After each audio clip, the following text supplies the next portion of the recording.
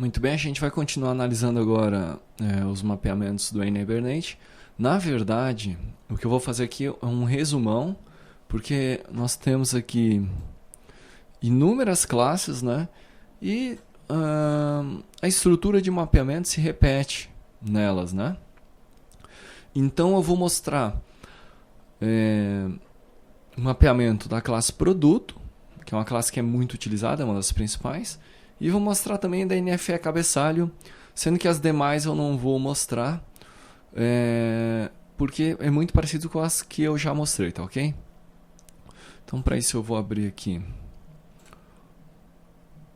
nossa ferramenta para acessar o banco.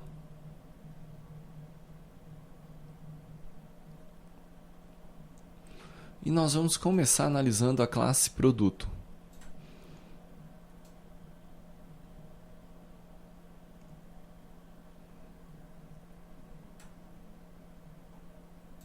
Então aqui eu tenho a tabela produto. A tabela produto é uma tabela que tem uma série de chaves estrangeiras, né? E ela tem também alguns campos, né? Totalizando um total de 36 campos. O que tem de diferente nessa classe produto em relação às classes que eu mostrei, os mapeamentos que eu mostrei anteriormente, é que eu estou utilizando uma forma de mapeamento um pouco mais complexa do que eu tinha feito até então. Então nós temos as chaves estrangeiras e os demais campos. No DTO de produto, algumas das chaves estrangeiras eu representei por um mapeamento de objetos, tá? Então observe o seguinte, eu tenho todos os campos normais, né, que são esperados serem encontrados aqui na tabela. Inclusive algumas chaves estrangeiras estão mapeadas de forma simples, né? Por exemplo aqui, unidade. A unidade é simplesmente um campo, uma propriedade simples aqui no meu DTO de produto. No entanto, alguns outros mapeamentos eu fiz por um mapeamento mais complexo, ok? Eu estou mapeando um outro objeto, né? Então, no caso do NCM, por exemplo, né, que é uma chave estrangeira aqui na minha tabela, eu criei uma classe, porque na verdade nós temos uma tabela NCM.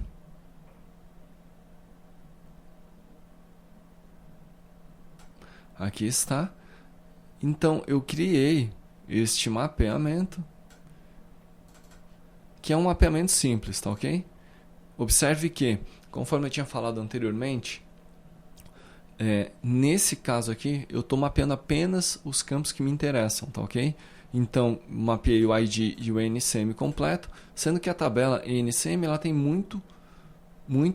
muitos outros campos, tá ok? Mapeei apenas o campo ID e NCM completo. No DTO, também só tem o ID, no DTO não, no HBM, e o NCM completo, tá ok? Então, retomando o produto, eu tenho todas essas classes aqui mapeadas para as respectivas tabelas.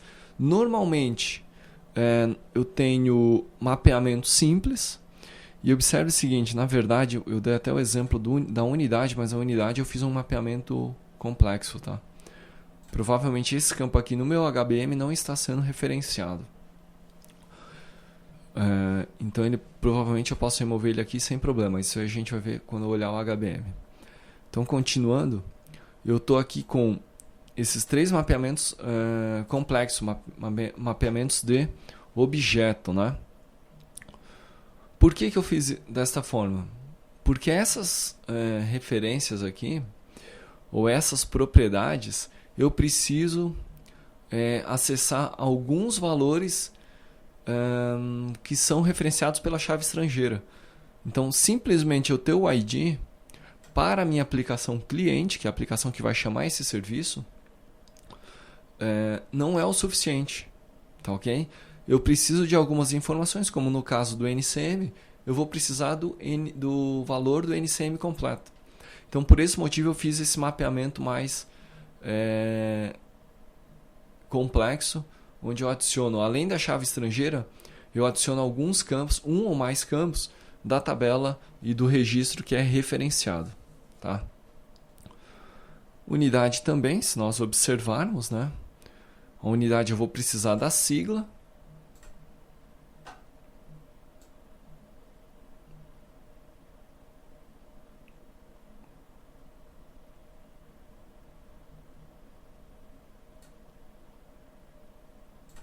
Aqui está a unidade de produto, então eu estou pegando o ID e a sigla, né?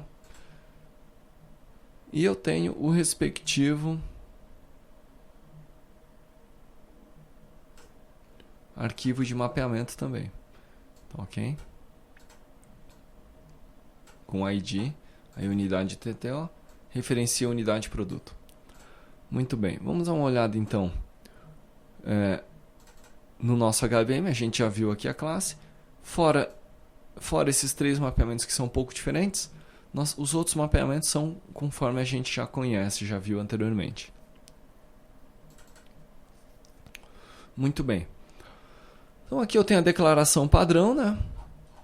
Abertura do meu mapeamento, assembly um namespace, a classe que é referenciada, a tabela, que é a tabela produto, o ID.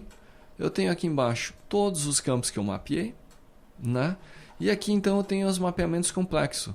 Na verdade eu uso uma tag do NI-Hibernate, que é a many-to-one, onde eu estou referenciando o seguinte: muitos registros da minha tabela produto vão estar linkados a uma referência em cada uma destas tabelas, tá certo?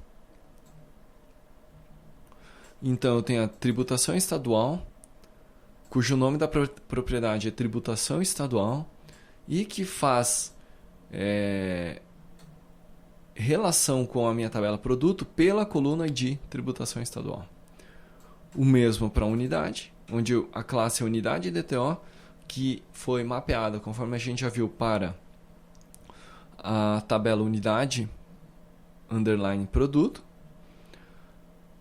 cujo nome da propriedade é unidade, e a coluna de referência é a chave estrangeira ID unidade. E o mesmo para a NCM, propriedade NCM e ID na chave estrangeira, ID NCM, né? A referência na chave estrangeira. Bom, por que eu fiz isso? Porque toda vez agora que eu for buscar um produto, acionar o meu serviço de produto, automaticamente o NI-Hibernate ele vai buscar estes valores, né? Vai buscar esses objetos. Ou seja, vai entregar um objeto produto lá para o meu cliente mais complexo, né? Ou com mais informações, tá? Okay? Informações, inclusive, das tabelas que são referenciadas, né? Que tem relação por meio da chave estrangeira. Muito bem, então esse aqui é o mapeamento de produto, né?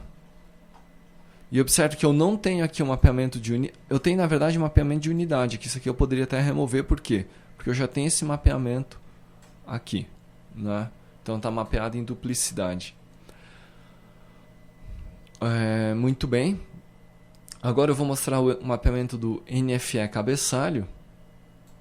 Os demais eu não vou entrar em detalhe, né? Aqui eu tenho cupom fiscal, destinatário, NFE detalhe. Vamos dar uma olhada como é que está esse aqui. Normal, né? Só campos. Vamos para NFE cabeçalho. NFE cabeçalho, na verdade, ela tem todos os campos normais, tá ok? Todos os campos normais que existem na tabela. E nenhum deles eu estou fazendo algum tipo de mapeamento parecido com o mapeamento que eu realizei na classe produto, na tabela produto, tá? Então, apesar de eu ter declarado aqui essas propriedades, né? Se nós observarmos o HBM, eu não utilizei nenhum mapeamento many-to-one, aqui está comentado, tá ok? Então, o mapeamento que eu fiz na classe NFE cabeçalho é um mapeamento simples, conforme eu já tinha feito para as classes anteriores. Estes campos aqui são populados, eu populo eles, né? Na verdade, quando eu populo eles manualmente, tá? Quando eu chamo o serviço busca as informações manualmente. Então, ele tanto é populado manualmente que a persistência e alterações têm que ser feitas de forma manual. Por que eu fiz dessa forma, né? Porque eu prefiro ter um controle maior ou um controle particular sobre essas propriedades, tá? Então, estes mapeamentos aqui, eles não foram realizados por conta disso. Não quer dizer que não seja possível, né? É possível fazer e não é muito difícil. O porém é que eu prefiro ter um controle manual, né? Particular sobre cada uma dessas propriedades. Ok? Então, com isso aqui, a gente vai finalizar a parte de mapeamento do N-Hibernate, né? E na sequência a gente vai entrar no estudo da implementação dos serviços, tá? E aí a gente vai ver como é que funciona um pouco mais o WCF e o serviço que a gente está oferecendo. Era isso por enquanto, na sequência a gente continua.